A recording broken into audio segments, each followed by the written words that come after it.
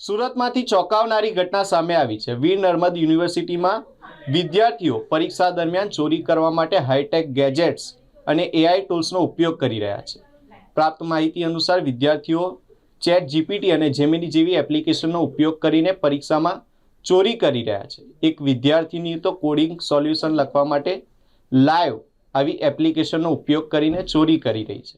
આપણી વીર નર્મદ દક્ષિણ ગુજરાત યુનિવર્સિટીમાં 1,25,000 કરતાં વધારે વિદ્યાર્થીઓ અને 250 કરતાં વધારે સેન્ટરો પર યુનિવર્સિટી પરીક્ષા ચાલી રહી છે। ત્યારે અમારી સ્માર્ટ વોલ દ્વારા 250 કોલેજના તમામ વર્ગખંડો આઈટીથી કનેક્ટેડ છે।